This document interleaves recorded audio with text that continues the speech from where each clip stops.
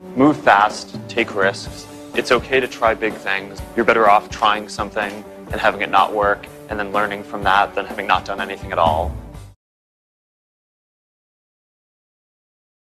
The thing that we are trying to do at Facebook is just help people connect and communicate more efficiently. That when you give everyone a voice and give people power, the system usually ends up in a really good place. So what we view our role as is giving people that power. I started Facebook when I was 19, right? So I was just a kid, right? And I knew nothing about business and nothing had ever been written about me. So a lot of these experiences along the way have been really new, and it took me some getting used to. We really believe that if you give people the right tools and you give people permission and control over who they want to share it with, then over time they will share more information. Just because it creates value for them to be able to build out their identity and communicate with all these different people.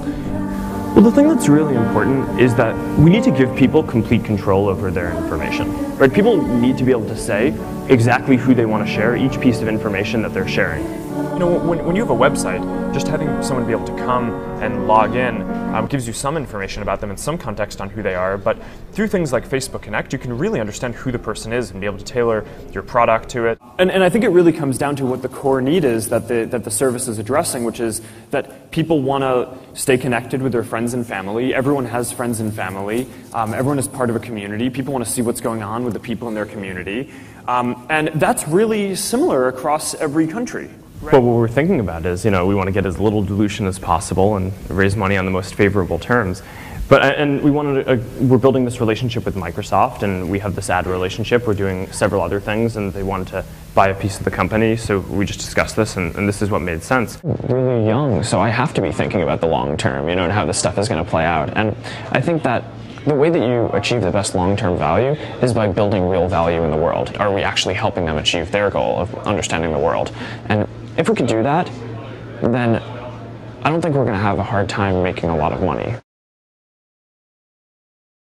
If you think about it, when you go to have a conversation with someone, if you know something about them going in, the more you know, the better of a conversation you can have, the better of kind of an interface you can have and you can provide. Now, I don't think the products and marketing are really any different, right? The more you're able to customize and personalize the products that you offer and the marketing that you have, I just think that the more effective it's going to be. When I got started in 2004, there was really no question I was going to build a website, right? Software was kind of too hard to build, and I think most things were going to the web, so a lot of software development was on the way out, and mobile phones weren't penetrated enough yet, and the platforms weren't developed enough, so it's like, all right, you're going to build a website. The most important thing to me is to be within walking distance of the office, so every morning I can just wake up and walk 5 or 10 minutes to work. A lot of it is just moving quickly and trying a lot of things. So at Facebook, we've really built our whole company and our culture around this. When people think about platforms, I think a lot of the time they think about a vertical, right? So for example, iPhone platform is an environment in which you can build iPhone apps and use a phone.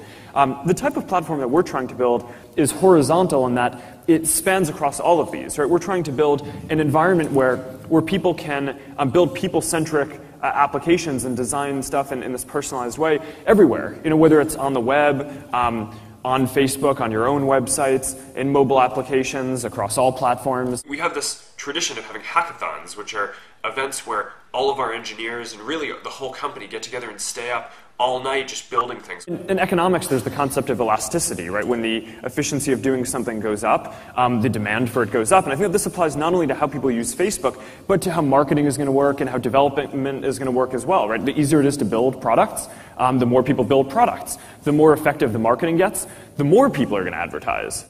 When people don't care about what someone says about you in a movie, or even what you say, right? They care about what you build.